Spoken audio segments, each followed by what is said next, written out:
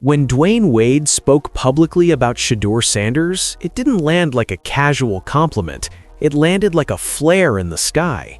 Wade doesn't weigh in on NFL rookies for fun, and he definitely doesn't hand out praise unless something deeper is happening. That's what caught people off guard. This wasn't about arm strength, a breakout stat line, or a single highlight throw. It was about presence, about something Wade recognized instantly and most football conversations were still missing. Because when an NBA icon pauses the noise to acknowledge a rookie quarterback drafted outside the spotlight, it signals that the story has already moved beyond football. On paper, none of this should be happening. Fifth-round picks don't bend conversations, they don't dominate timelines, they don't pull attention away from established stars without even starting games. But somehow, that's exactly what's unfolding. Sanders hasn't forced his way into relevance with viral celebrations or loud sound bites. He hasn't chased cameras, headlines, or controversy. And yet, the cameras keep finding him anyway. That's the part that's unsettling for people who still think value in the NFL only comes from Sundays. Something shifted quietly, and by the time most noticed, it was already too big to ignore. What makes this moment strange isn't just the attention itself, it's who's paying it. Fans are one thing, analysts chasing storylines are another, but when elite athletes from completely different sports start pointing in the same direction, it changes the weight of the conversation. Cross-sport recognition doesn't come from box scores, it comes from intuition, from recognizing cultural gravity when you see it. And Wade's words carried that kind of weight, whether people wanted to admit it or not, because suddenly, Sanders wasn't just a quarterback in development, he was a signal, and signals have consequences. Inside the league, moments like that don't go unnoticed, especially not by organizations that have lived through chaos before. For the Cleveland Browns, this wasn't just background noise, it was confirmation. Confirmation that what they were sitting on wasn't franchise hype, but something that could compound over time if handled correctly. While the outside world argued over depth charts and timelines, Cleveland stayed quiet. No counter-statements, no rush to clarify roles, just patience. The kind of patience that only shows up when a franchise believes it's holding something rare. That's why this moment matters more than it seems. Wade's praise wasn't about football mechanics or rookie upside. It was an acknowledgement of influence before authority, impact before opportunity. And once that kind of influence exists, you can't undo it. You can only protect it, guide it, or waste it. The league has seen enough wasted moments to know the difference, which raises the question no one wants to answer yet. How did a quarterback who hasn't taken control of a franchise already start reshaping the way people talk about value in the NFL? And more importantly, why does it feel like Cleveland saw it coming before anyone else? The moment Shedeur Sanders heard his name called deep into the draft, the narrative should have been sealed. History says that's where expectations flatten out. Fifth-round quarterbacks aren't marketed, protected, or projected into long-term conversations. They're depth pieces, developmental flyers, insurance policies that rarely turn into anything more. The league has followed that script for decades, and almost every front office still treats it like gospel, which is why what happened next didn't just bend the formula, it exposed how outdated it had become. Draft position has always acted like a filter. High picks get patience, low picks get pressure, and late-round quarterbacks usually disappear before anyone notices them arriving. But Sanders didn't fade into the background. He moved in the opposite direction. Almost immediately, his name started circulating far beyond draft coverage. Search trends climbed, jerseys moved, social clips spread, not because he was named a starter or declared a future star, but because people were paying attention to him in a way the draft board couldn't explain.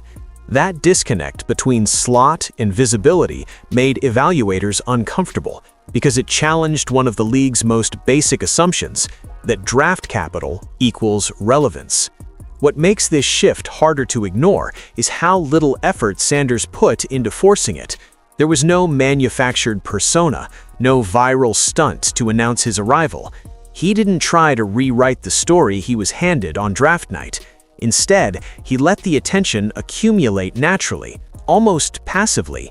And that's what truly broke the formula, because the NFL is built to reward production first and story second. Sanders reversed that order without ever saying a word. By the time camps opened, he wasn't just another rookie quarterback competing for reps. He was already someone people wanted to watch, even when nothing was happening.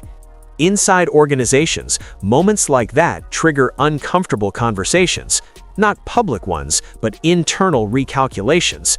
Because if a fifth-round quarterback can generate this level of interest without snaps, without starts, without wins, then draft value suddenly looks incomplete. It doesn't disappear, but it stops being the whole equation. Cultural relevance starts creeping into rooms where it was never supposed to exist, and whether teams admit it or not, that's disruptive. It forces franchises to rethink what they're actually selecting for on draft day: talent alone, or something harder to measure that moves in parallel with it. For the Cleveland Browns, this wasn't theoretical, it was unfolding in real time. They didn't draft Sanders expecting a phenomenon, they drafted a quarterback. But the moment the reaction didn't match the slot, the formula collapsed. Suddenly, a player the league would normally stash and forget was pulling attention forward, dragging the spotlight with him. And once that spotlight exists, you can't push it back where it came from. You either step into it deliberately, or it burns you when you pretend it's not there. That's what makes Sanders different from every other late-round success story people try to compare him to. This isn't a case of production forcing belief after years of grinding. This is belief arriving early, before the resume, before the opportunity. And belief, when it shows up ahead of schedule, changes behavior, not just from fans, but from franchises. Because when expectation flips like that, the playbook has to change with it. And Cleveland was about to prove they understood that reality better than anyone. For a franchise defined by urgency, silence from the Cleveland Browns felt almost unnatural. This is an organization that has spent years reacting instead of waiting, cycling through quarterbacks, pivoting after pressure, and chasing fixes the moment the noise got loud. So when Shedeur Sanders entered the building and the volume around him spiked, most expected the familiar pattern: speculation, forced timelines, public reassurance. None of that happened. Instead, Cleveland did something that confused fans and analysts alike. They paused. That pause wasn't indecision, it was recognition. Internally, the Browns understood something the outside world hadn't fully processed yet. Sanders wasn't just another young quarterback whose progress needed to be measured by reps and preseason snaps. He was already carrying momentum that could be damaged by impatience. Rushing him wouldn't just risk performance, it would risk perception. And in today's league, perception isn't fluff, it's leverage. Cleveland had lived through enough quarterback experiments to know the cost of forcing development before infrastructure exists. This time, the variables were different, and so was the response. There was also history shaping this restraint. Cleveland's past failures weren't rooted in a lack of talent identification. They were rooted in timing. Quarterbacks thrown into instability, pressure, and expectation before the foundation could hold them. Sanders changed the stakes. He arrived with attention already baked in. That made urgency dangerous. If the franchise hurried just to satisfy conversation cycles, they'd be amplifying pressure instead of absorbing it. So they chose the opposite. They chose to slow the moment down, even as the world tried to speed it up. From the outside, that restraint looked like passivity. Some fans mistook it for fear, others saw it as wasted opportunity, but inside the organization, the thinking was more surgical. Why drain the value of something that was compounding on its own? Why accelerate a timeline when the return was growing without it? This wasn't about hiding Sanders, it was about insulating him, letting the curiosity build, letting the league talk itself in circles, because every week he wasn't forced into the spotlight, his relevance expanded without consequence. That's a luxury most rookies never get. There's also a strategic truth teams don't say out loud. Attention peaks are finite. Spend them too early and there's nothing left when it counts. Cleveland wasn't interested in a preseason surge that evaporates by mid-season. They were thinking in seasons, not weeks. Allow Sanders to exist as a constant question rather than an immediate answer. Questions create tension. Tension sustains interest, and interest, when managed correctly, becomes long-term equity. That's why there was no scramble to redefine roles, no need to issue declarations about the future, no rush to quiet speculation. The Browns understood that silence, in this case, was louder than any statement they could make. It told those paying close attention that the plan wasn't reactionary, it was controlled. And control is something this franchise has rarely had at the quarterback position. Sanders didn't force Cleveland to rush, he gave them something far more valuable: time. There's a side of football franchises that fans rarely see discussed openly because it sounds uncomfortable when said out loud. Teams don't just build rosters, they build ecosystems. And when Shedeur Sanders entered that ecosystem, something unusual happened. The returns started showing up before the investment was due. While most rookies fight for relevance on the field first and attention later, Sanders flipped the sequence. Interest arrived early, organically, and without a coordinated push. That's when the conversation quietly shifted from depth charts to demand. Jersey sales don't normally matter for players who haven't started games. In most cases, merchandise follows moments, a breakout performance, a playoff run, a signature highlight. But reports and visible market behavior suggest Sanders didn't need any of that. His name started moving product simply because people were watching him, and not just locally. Orders were coming from markets with no emotional tie to Cleveland, no long history with the team, and in some cases, very little connection to football at all. That's not fan loyalty, that's cultural pull, and cultural pull is the hardest metric to manufacture. What makes this dynamic so disruptive is how clean it is financially. Sanders is operating on a rookie-scale deal that barely registers compared to the 9-figure commitments quarterbacks usually demand. Yet the attention surrounding him rivals players who cost exponentially more. From a pure business lens, that's rare efficiency. High visibility, low cap burden, no immediate obligation to start, rush, or justify the return, just upside accumulating quietly in the background. For a league obsessed with value extraction, this is the type of imbalance executives notice even if they never acknowledge it publicly. Inside the Cleveland Browns, this wasn't just a feel-good storyline, it was a data point. Engagement numbers, online traction, secondary market behavior, all of it feeds into modern franchise planning. Teams don't separate football and business the way fans do. They intersect constantly. And Sanders was intersecting in places that had nothing to do with his stat line. Every trending clip, every sideline shot, every spike in search interest reinforced the same truth. His presence was doing work, even when his arm wasn't. That's why urgency would have been reckless. Once you understand that a player is generating equity without burning snaps, patience stops feeling passive and starts feeling profitable. There was no incentive to accelerate anything, no reason to cash in early. Let the curiosity mature, let the conversation widen, let the league watch something unusual unfold without stepping in front of it. From a business standpoint, the smartest move was restraint. Preserve the mystery, protect the asset, because once you overexpose something like this, you can't rewind it. This is the layer that most takes miss completely. Sanders isn't just outperforming expectations, he's outperforming his cost. And in an era where franchises think in terms of multi-year leverage, that matters more than a single Sunday. The Browns weren't just managing a quarterback, they were managing an imbalance in the system, one that favored them as long as they didn't rush to correct it.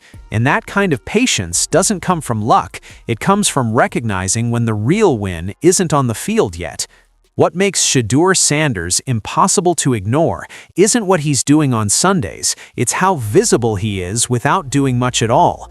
When games are live and the action is elsewhere, the cameras still find him. A quick cut to the sideline, a quiet moment with a tablet, a nod after a drive. Those clips shouldn't matter, yet they do.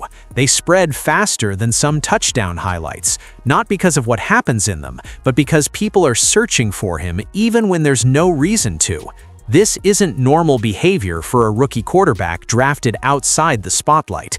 The league has had backup quarterbacks for decades, and almost none of them trend without being forced into action. Presence usually follows performance. With Sanders, presence exists independently. The attention doesn't wait for validation. It arrives preloaded, and it reshapes how moments are consumed. When a sideline shot turns into a viral clip, it tells you the audience is no longer reacting, they're anticipating.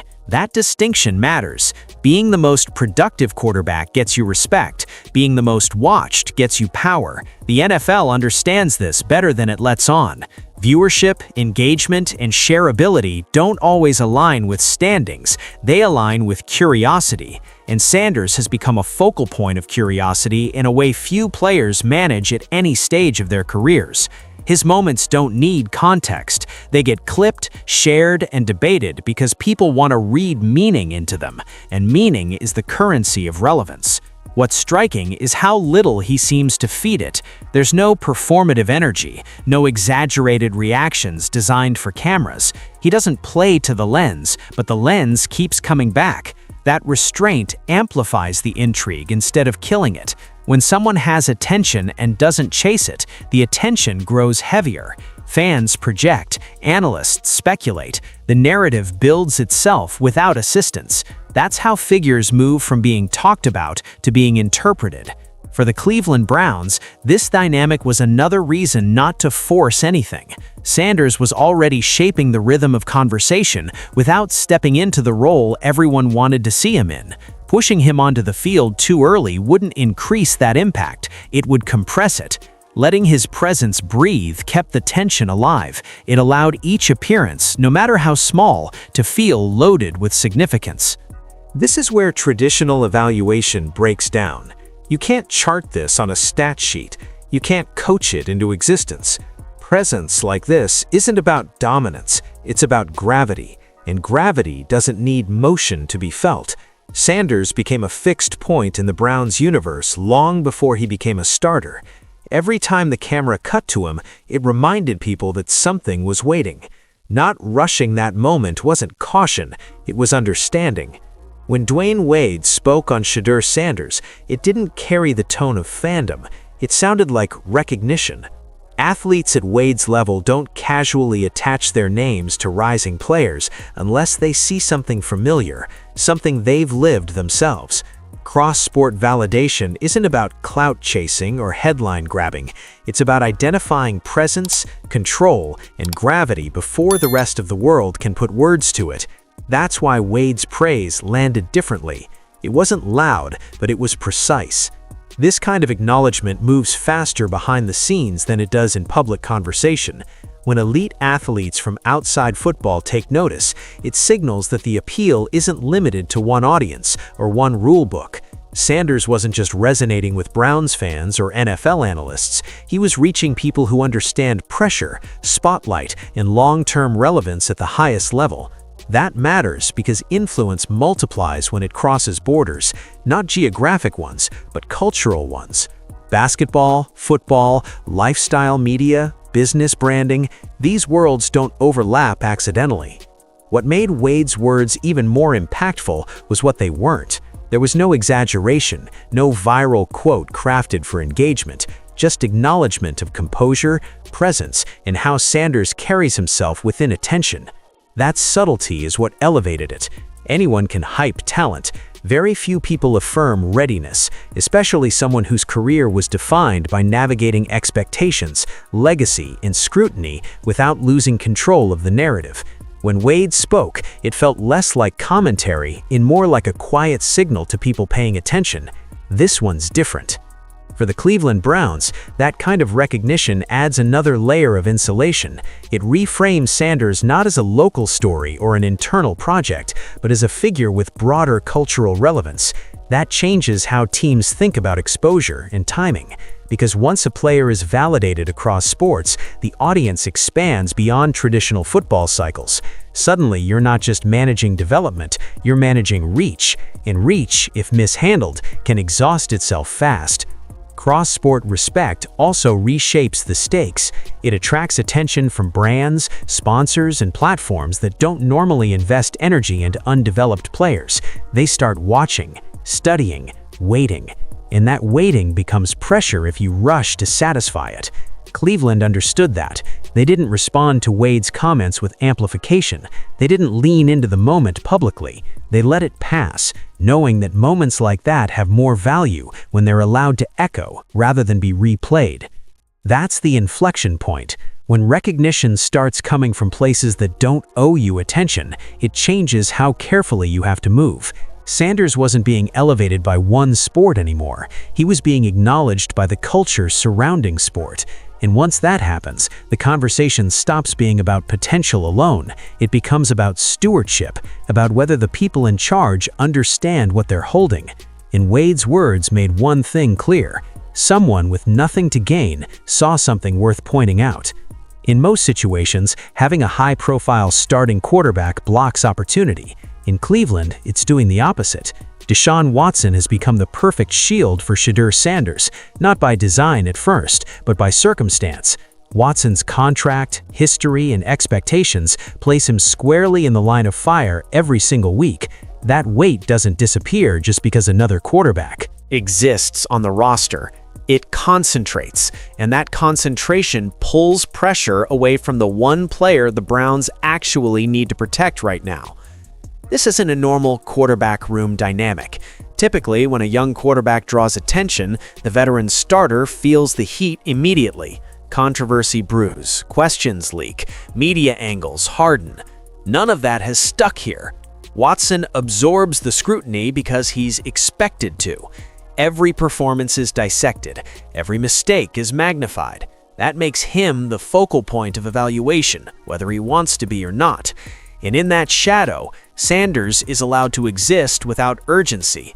He doesn't have to answer for wins, losses, or stalled drives. He only has to learn. That buffer is invaluable. Sanders can develop privately while being visible publicly, which is almost unheard of in the NFL.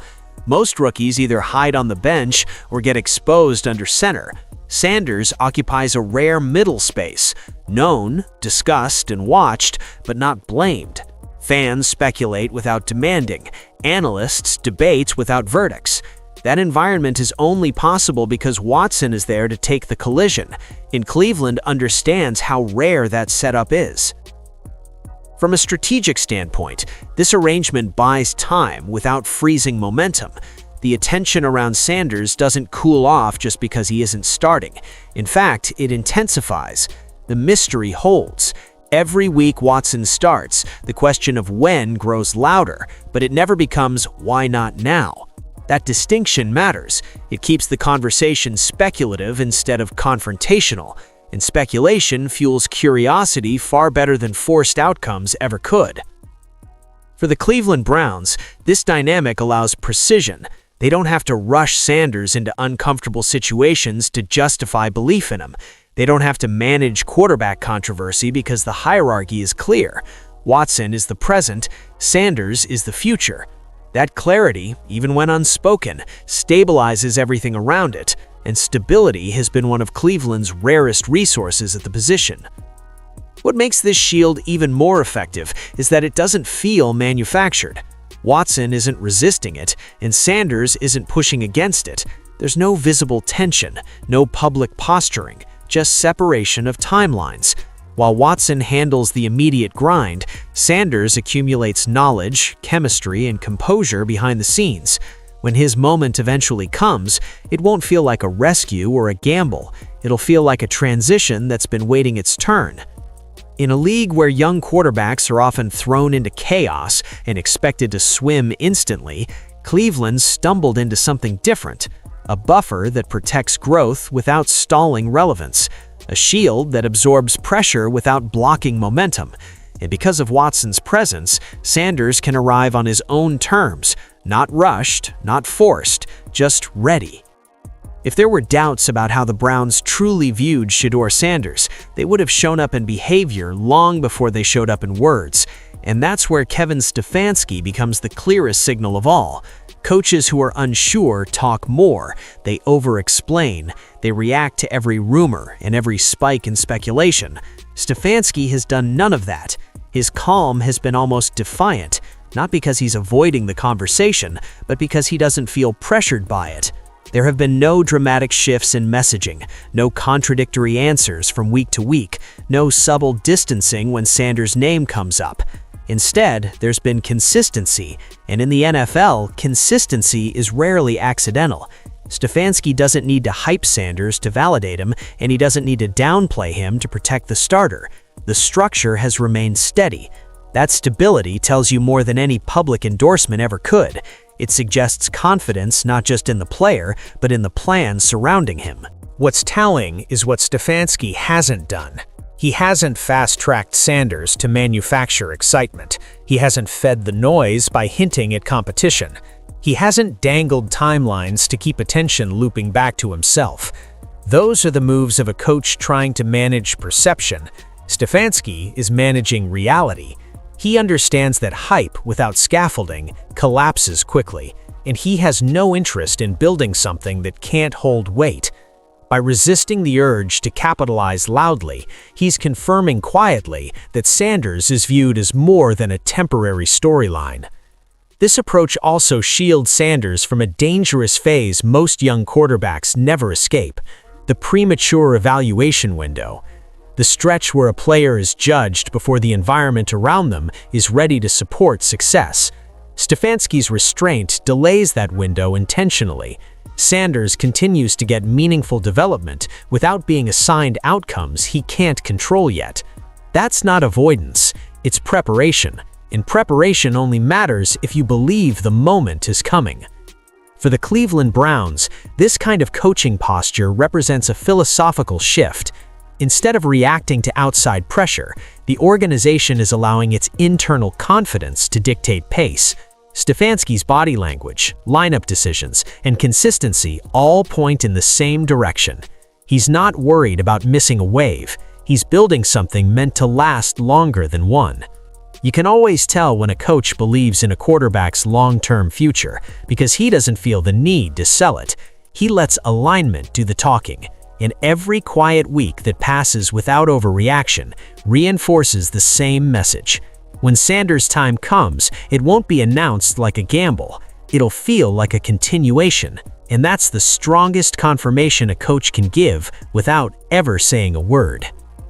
There's a question hovering quietly over all of this, and it isn't about next Sunday or even next season. It's about timing. More specifically, 2029. That's when Cleveland's new stadium is expected to enter the picture, a project that represents far more than concrete and seats. New stadiums reset narratives, they mark eras, they give franchises a chance to redefine who they are and how they're seen. And it's hard not to notice how naturally Shedeur Sanders fits into that timeline, at least on paper. To be clear, there's been no official declaration, no announcement tying Sanders to a future unveiling, no promise from ownership or coaching staff. But rumors suggest the Browns are thinking longer than most teams dare to. Reports claim internal planning has shifted toward multi-year alignment rather than short-term fixes. And when fans connect those dots, it's not because they're reaching, it's because the pieces line up too cleanly to ignore. A young quarterback with expanding influence, a franchise craving a fresh identity, a stadium designed to host the next chapter. The question almost asks itself. What makes this speculation compelling isn't just the timeline, it's the patience. If Cleveland were rushing Sanders into relevance, the theory would collapse under its own weight. But they're doing the opposite. They're letting time work in his favor. Influence matures. Expectations normalize, pressure distributes itself. By the time 2029 arrives, Sanders wouldn't be a novelty or an experiment. He'd be familiar, established, comfortable in the role people already see him growing into. That's how long-term positioning works when it's done intentionally. For the Cleveland Browns, aligning a quarterback's rise with a structural reset would be unprecedented for a franchise long defined by turbulence. It would signal a level of foresight rarely attributed to Cleveland in the past. That doesn't mean Sanders is being groomed as a ceremonial face of the stadium. It means the organization may be protecting optionality, keeping the window open, allowing outcomes to meet preparation rather than forcing either prematurely. Fans debating this aren't just indulging in fantasy, they're responding to signals: the silence, the restraint, the refusal to overexpose a player who's already drawing attention. Those choices imply confidence in longevity, not urgency. And longevity is exactly what teams want when planning decade-long investments. Whether Sanders is the centerpiece when the doors open or simply part of the foundation, the speculation itself reveals something important. Cleveland is finally thinking in arcs, not bursts. Nothing about this is guaranteed. NFL careers are volatile, timelines break, circumstances change, but the fact that a fifth-round quarterback is even part of a conversation this far ahead says everything about how unusual his trajectory already is.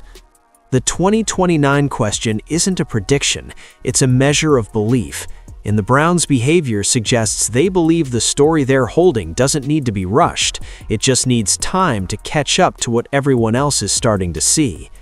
At some point, patterns stop looking like coincidences and start looking like direction. That's where this story lands. What's happening around Shedeur Sanders isn't a spike that burns out or a hype cycle waiting to collapse. It's something slower, heavier, and far more durable. Trends need fuel. They demand constant validation. This doesn't. It's grown in quiet increments, fed by restraint, consistency, and the rare kind of attention that doesn't fade when you stop pushing it. That's why calling it a trend misses the point entirely. Sanders hasn't redefined value in the NFL by breaking records or dominating defenses.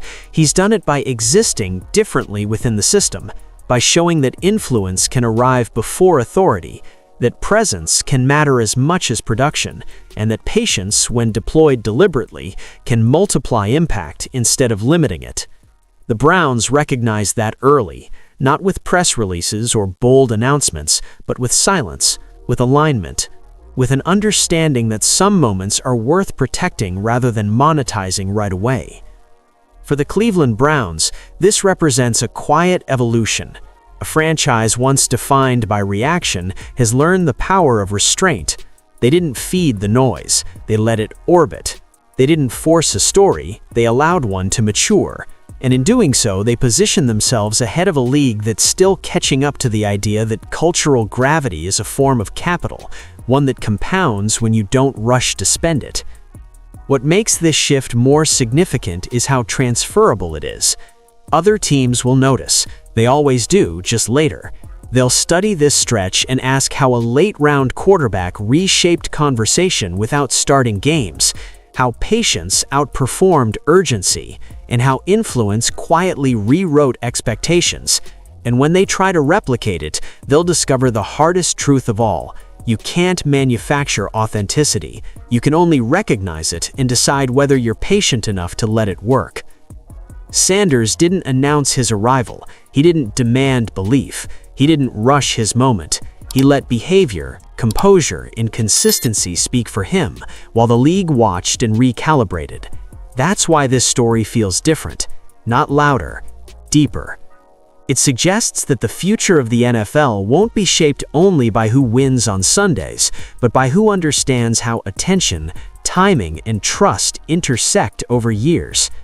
So, if you've been paying attention, you already know this isn't about a backup quarterback waiting for a chance. It's about a shift in how value is defined. And Cleveland, for once, didn't stumble into it by accident. They chose it. While others chased immediacy, they protected trajectory. And that decision might end up being the most important win they've had in a very long time.